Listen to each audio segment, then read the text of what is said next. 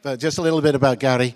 He's been involved with the Papakayanga plan changes for Matamata Piako District Council, and just recently he's been elected unopposed onto Matamata District Council.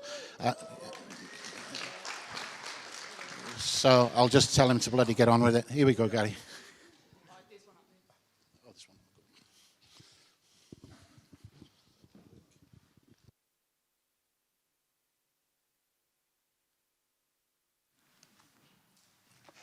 Pai tēnei whakahua ne. Gee, where's everybody gone? Didn't they want to listen to me? The house seems to be empty. Hoi anō. Ngā mihi ka tika ki te roa te wāhine. Whakahua nei roto I tēnei tō tātou nei pātu. So just want to take the opportunity to acknowledge the passing of Queen Elizabeth II. And I guess, in this discussion of a journey to relationships with Tangata Whenua, I was trying to find an image that would help me just to express some of the emotions that I think are important in this type of conversation. But when I look at this particular image, I see two women, two very strong, powerful women, not only to the world in terms of Queen Elizabeth, but also to us here in Aotearoa, particularly to us in Waikato Tainui. Mo te ariki nui te atairing kahu. And the relationship that these two women created from 1953, I think, when Queen Elizabeth visited,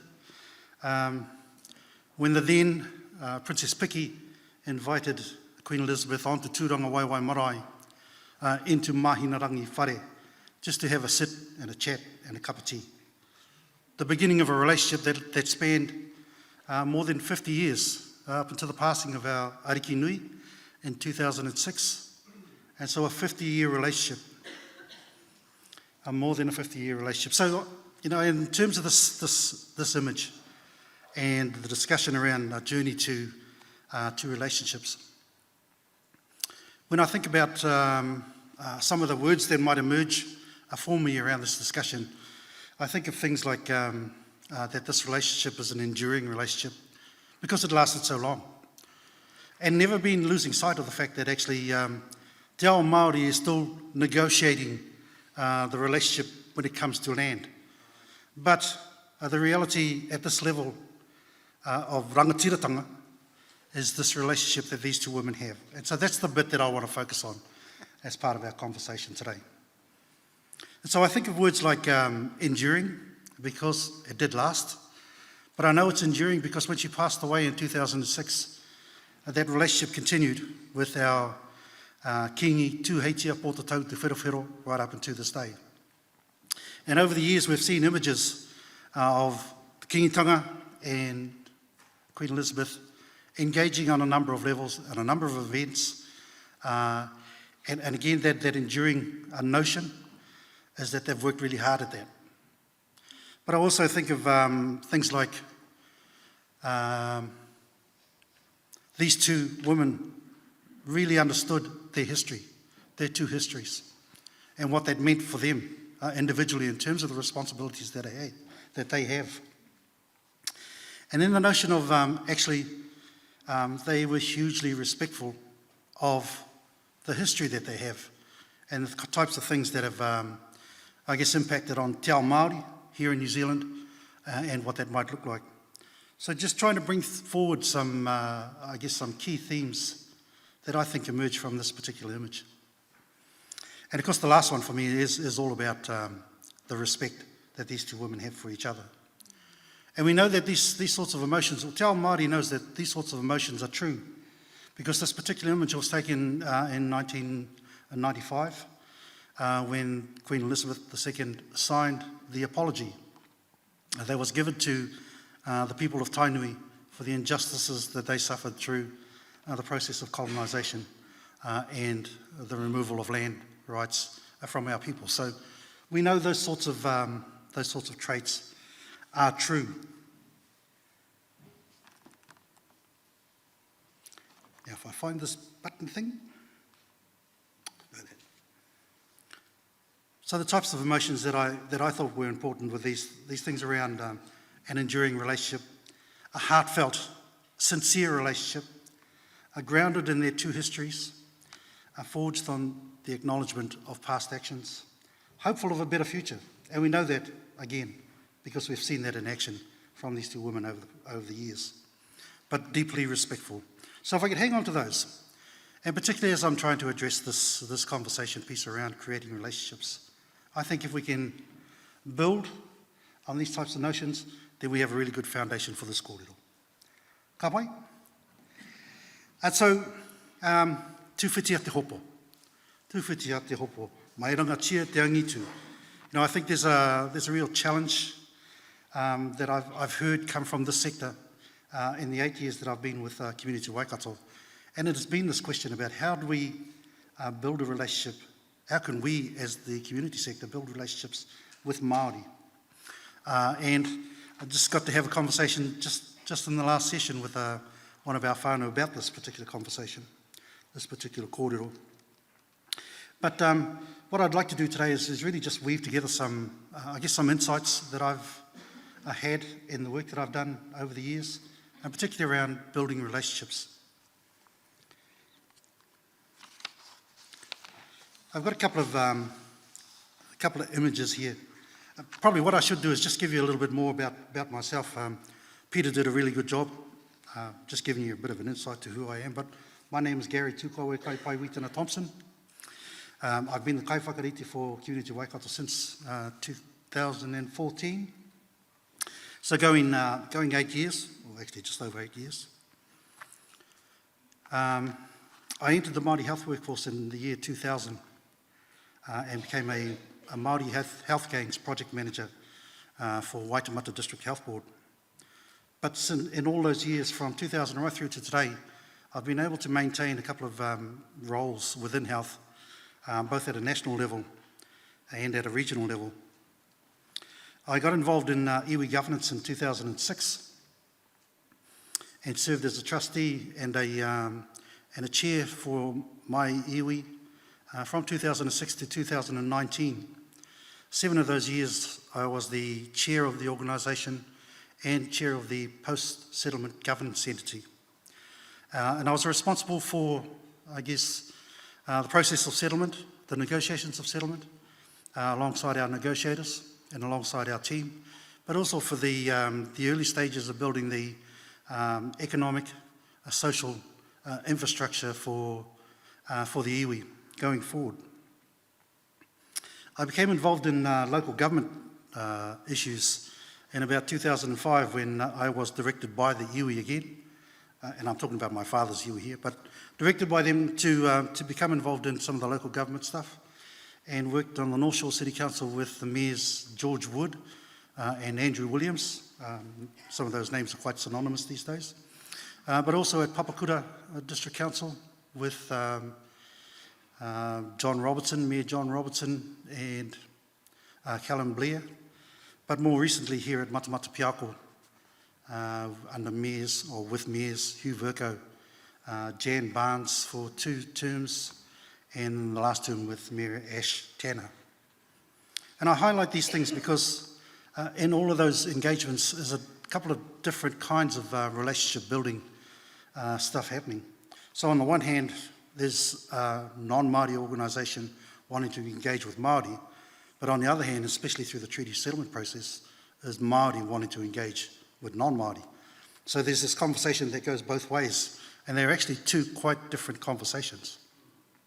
So I just wanted to bring that sort of experience to the table today and just share some of those.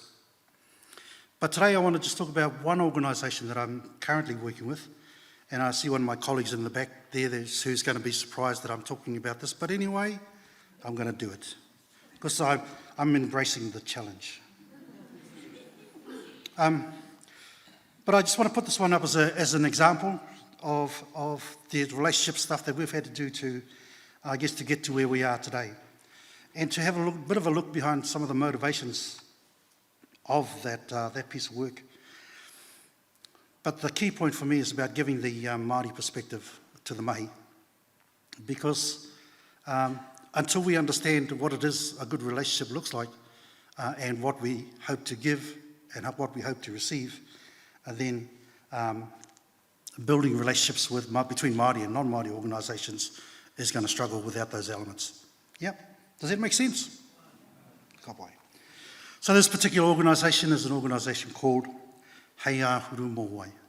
Formed in 2012 on the back of some work that I was doing at that time with the Northern Cancer Network. When in 2008 those entities were set up in the regions to deal with cancer and the coordination of cancer services right across the country. And so actually a lot of the stuff, it's great that Whaia Tūreiti went before me because she presented all the data, all the history that goes with this sort of work. But in 2008, these regional networks were set up as to respond to the 2003 New Zealand Cancer Control Strategy and the 2005 New Zealand Cancer Action Plan. But their responsibilities and the role that I was employed for was to address the inequalities to do with cancer for Māori and to reduce those inequalities as a result of that work. But in 2008, we soon realised that actually the real decisions to make any significant change in cancer for Māori weren't being made at a regional level, they were actually being made at a national level. So we got together with my colleagues from the other three regions and decided we needed to be at the decision-making table in Wellington. And so we set about on a hikoi to ask permission from Māori if we could lead on their behalf to address issues to do with cancer. So we went and spoke to organisations like the iwi chairs, like Te Tumu Whakarai, who are the general managers Māori for the then 22 DHBs that were in the country. We spoke to hapu and iwi organisations about whether we could have their permission to lead. And we spoke to many of the providers throughout the country. So about an 18 months hikoi around the country just to get that permission. Eventually the word was yes, and so this organisation was formed in 2012 as an incorporated society. Hei Ahuru Mō is this very small network of the very best clinical research and medical Māori experts in the country. And I think if you were to think of a Māori that was involved in anything to do with cancer at that sort of level, then chances are they are a member of Hei Ahuru Mō. So a very good collection of experts wanting to bring that expertise, skill and expertise to the discussions around cancer to try and get some improvements. We started off with this bit of a strategy that said, ko takato te manuka. And all that meant was we were going to go down to Wellington and start doing hakas and stamping on floors and banging on doors. But it took us a couple of years to realise that actually that wasn't going to work. And so we put that to one side, and in about 2015 we really sort of sat down and had our wānanga and thought, well, actually what we needed to be was a trusted advisor.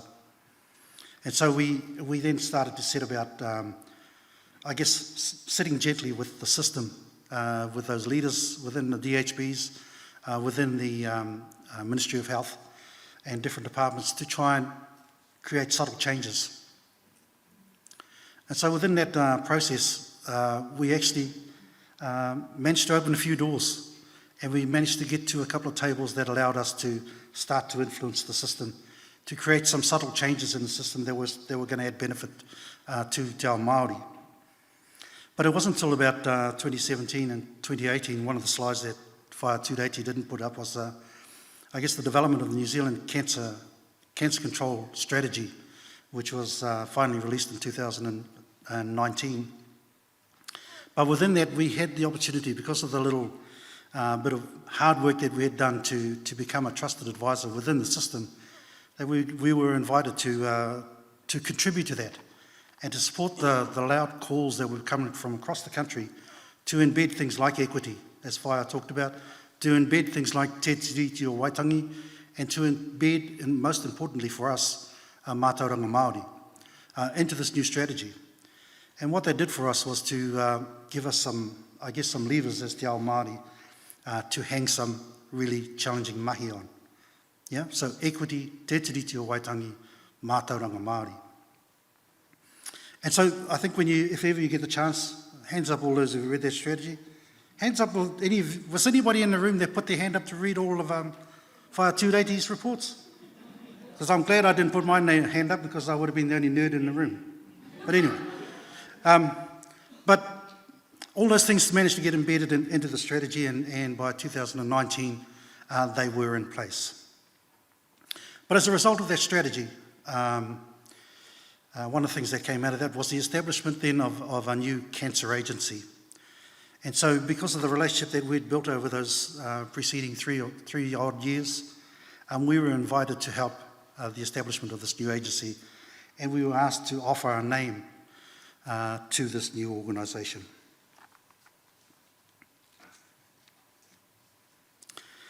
And one of the first things that the assistant did was appoint this Dai Safati, Professor Dai Safati, to the role to establish the new cancer agency. And Dai, we'd been managed to do a little bit of work with Dai over the years, and so it was already a fairly warm relationship between members of Hei Ahu Moai and Dai. And so when we were invited to participate in this process to give the new agency a name, it was a really good opportunity for us. So we set about that. We accepted her challenge, and us at Hei Ahu Moai went into Wānanga to discuss what a name should look like for this new agency. We knew that the name had to meet a couple of, deliverables for the Crown. One of them being that it had to reflect the strategy itself and the vision, purpose statements that were already embedded in the strategy. And we knew that we had to deliver on that, but we also had to deliver on a couple of other key outcomes, which was really about being collective, kotahitanga, working together, collaboration, all those sorts of things. They were at a secondary line throughout that strategy. So this name had to represent all of those sorts of things. And eventually, we came up with a name. But during that wānanga, one of the other things we had to do was to have some other considerations. And one of them was, should we even be giving this non-Māori organisation a Māori name? Yeah? Does anybody else shake your head or no? Yes or no? So this was at a time when Tamariki Oro was going through a bit of turmoil in the country, and the name was being challenged around, should the agency Tamariki Oro be allowed to keep that name?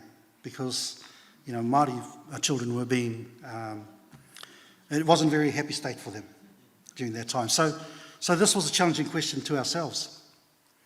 And the answer that we came up with was yes, because we had fought really hard as a country, Te Ao Māori, to embed things like equity, to embed things like Te Tiriti o Waitangi and Mātauranga Māori, then to not give this organisation a Māori name would be to silence Te Reo Māori within this new system.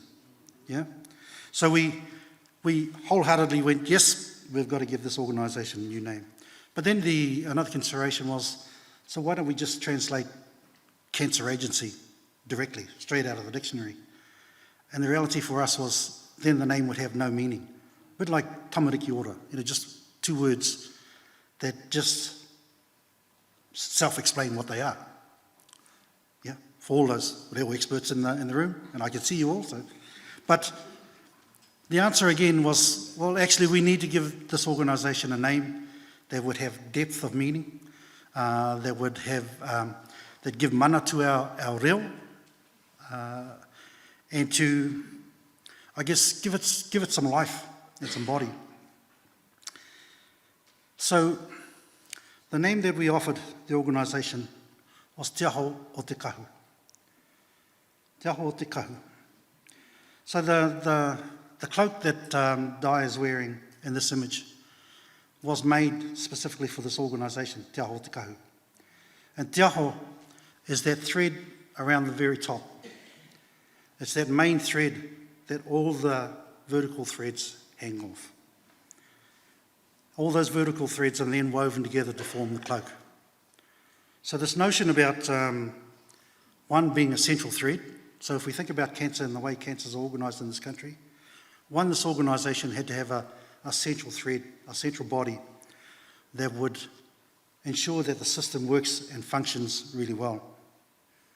It would be the information highway. So in Te Ao Māori, the word te aho is sometimes used to describe the backbone of a human, of a person, that goes from the base of the skull, and actually it goes past the hips and down to the heels of the feet.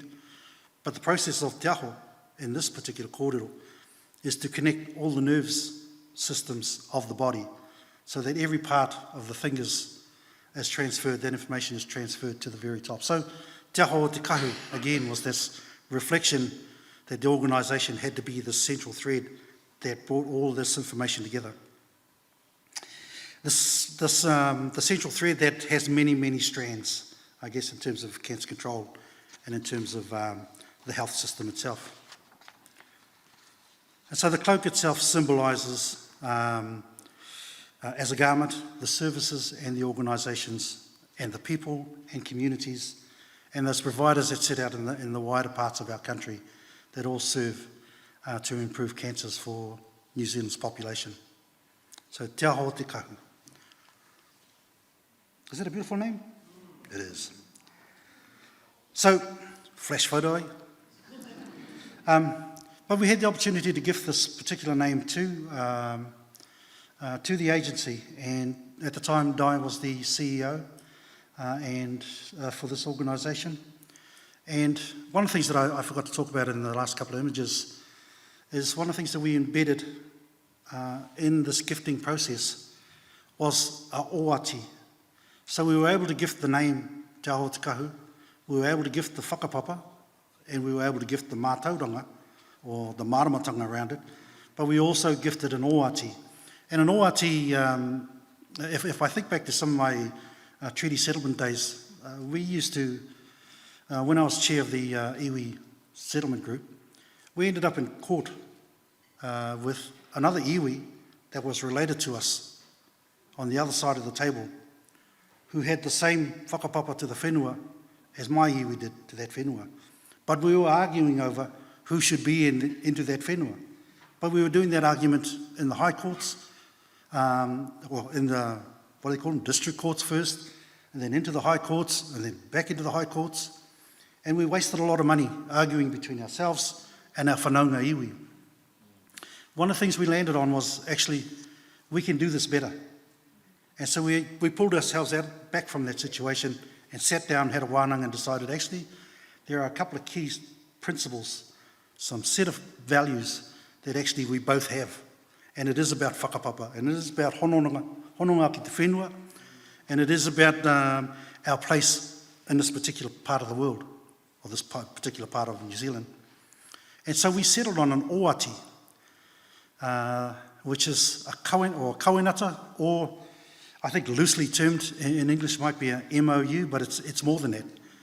The kawinata or oati is there's a set of high-level, principle, values-based statements that says to each other, look, if we get into any sort of strife, we have to sit down and work this out. We have to get to the table and just keep arguing and debating until we sort it out. We won't go to court with each other ever again, because we just need to do this the right way, the tikanga way. And so that's what the oati process has been about. But through this particular gifting of this name, we embedded a oati with this, again, to capture the high-level principles and values to do with holding our relationship together, to ensure that our relationship lasts, to ensure that this organisation would look after the name that we have gifted it, to ensure that we would, Te Ao Māori, would continue to support that organisation to hold on to that name. Interesting, eh? Yeah. I think one of the other things that we were able to do, so that particular image there was in June 2020, signed between ourselves, Hei Ahuru Moai, of which I'm a co-chair, and Nina Scott, Dr. Nina Scott in the back there is my other co-chair for this organisation, and of course the then Minister of Health, Dr. David Clark, I think it was. But he came to witness this, so signed it in Parliament. It actually had quite a bit of mana do this process in Parliament, knowing full well that I guess Parliament has that right of supreme passing of laws and squash anything that they don't really like. But just to be able to do this in Parliament with the Minister present was quite a powerful, I guess, exercise for both of us, Hei Ahuru Mōwai and Te Aho Te Kahu. One of the things that we've done recently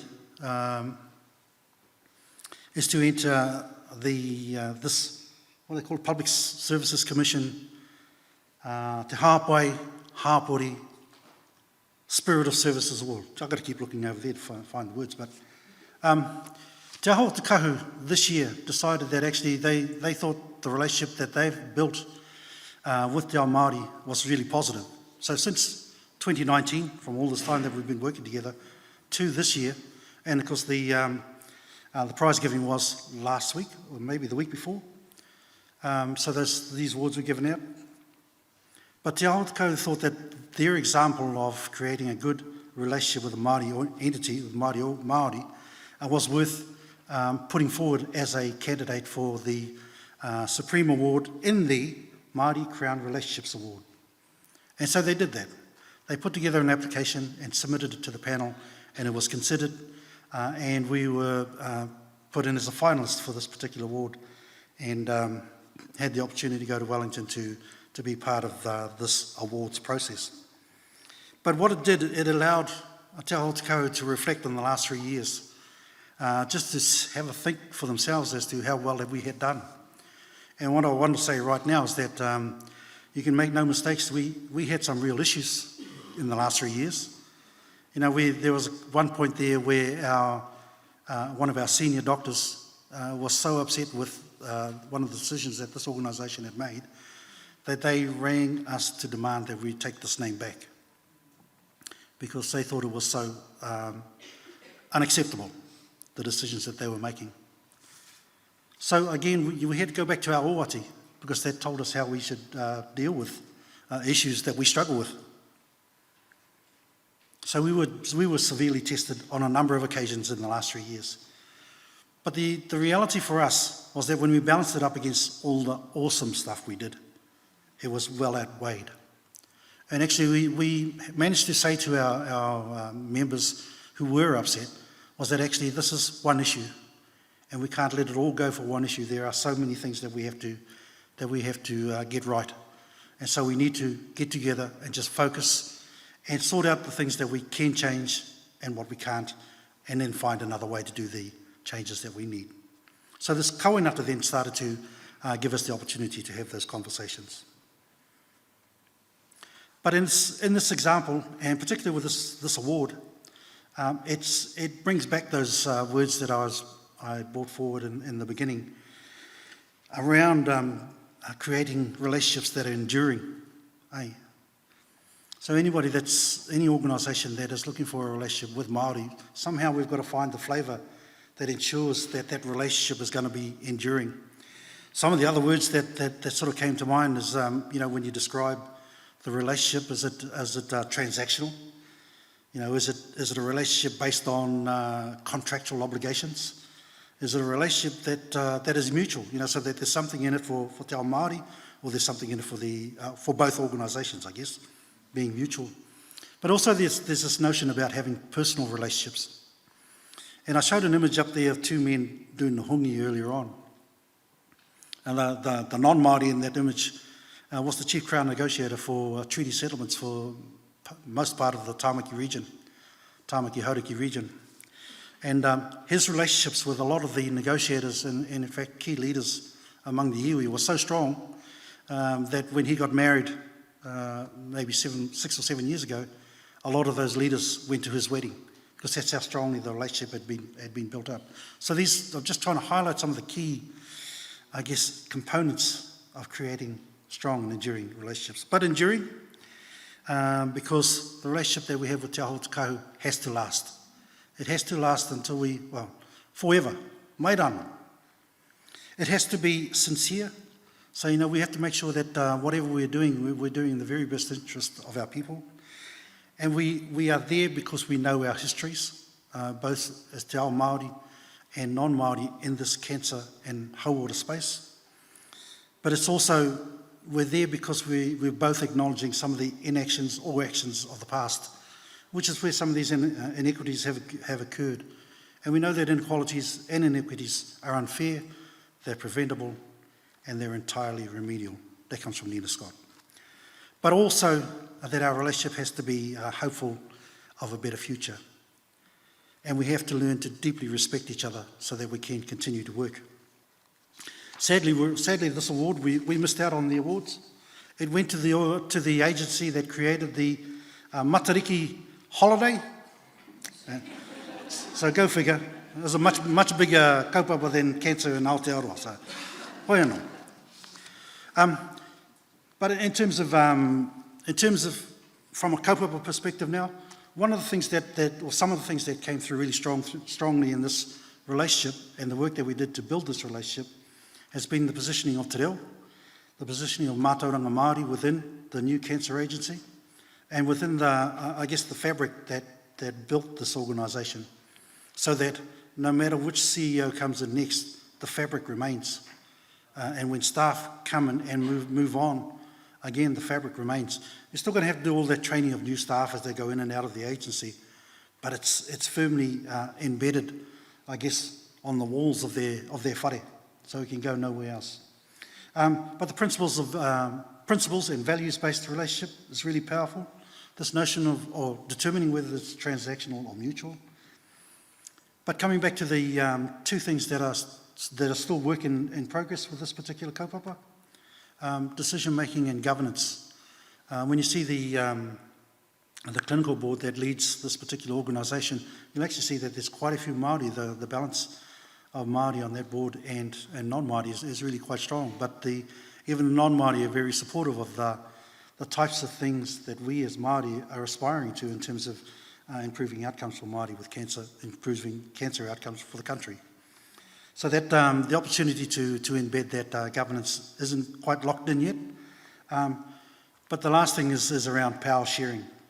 So when I think about Te Aho Te Kahu, it's an organisation that manages probably a couple of $1 million a year, maybe tens of $20 million odd dollars a year, and an organisation who is positioning itself as a partner with one full-time FTE and a whole heap of volunteers. And so the power and balance in that discussion still needs to be addressed, but it's work that needs to be addressed, and we'll keep going with the work that we're doing really well at the moment so we can have the conversation that will enable us to sort that. Yeah?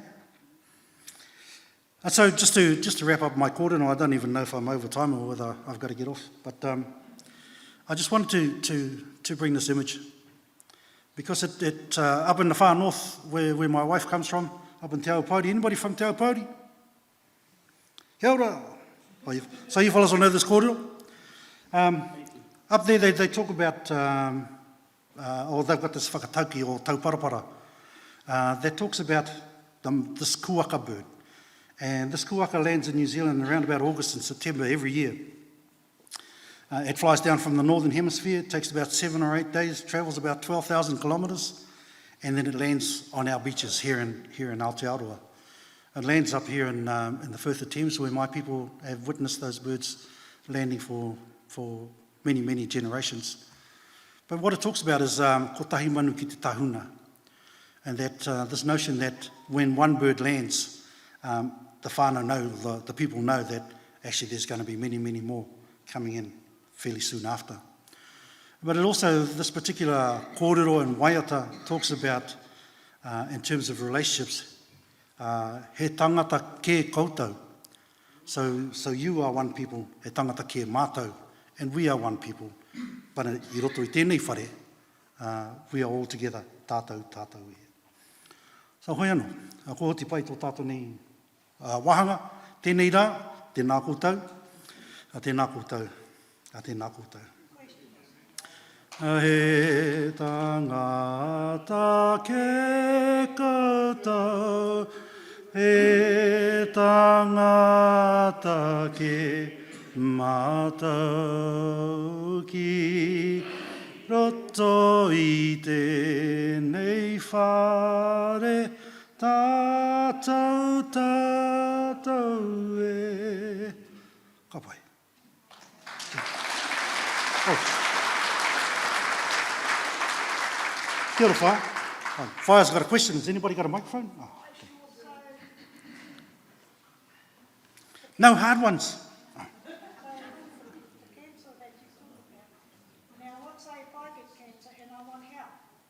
How can you help me right now? So we know the work that we're trying to do is at a very high level. And we know that some of those inequities exist in terms of access for our people to those services and to be able to get those services in a timely way. And so the work that we are trying to do is to improve that. I can't give you the answer as how can you get the response you need today at this point in time. But I can say that at a point in the future that we have to hope to have this system so well functioning that you will be able to get a service wherever you need it, whenever you need it, and at a time that you need it. So that's our hope. Those are still our goals and aspirations. So how long? Oh, fire. Fire, yeah, you know. 12 months, Well, 2 years, 3 years? if I go back to that slide that I had up earlier on, I entered the workforce in 2000, the year 2000. So I've been in the workforce 22 years now in health. And it's taken all that time just to get to this point, and we're still at the front door. So 22 years, and we heard Whaia Tūreiti talk earlier on about the number of years that she's been involved in trying to get health outcomes for our people. We just have to keep knocking on the door and knocking on the door until we can get to the table that helps us create the policy, writes the legislation that changes what's currently happening. And I was really encouraged by the stuff that Tūreiti talked about today, because it will make a difference. That's not fair, is it? Yeah, that's right. And I did say that inequities are definitely unfair, but they're preventable as well, and totally remedial. So, mihi atu rā.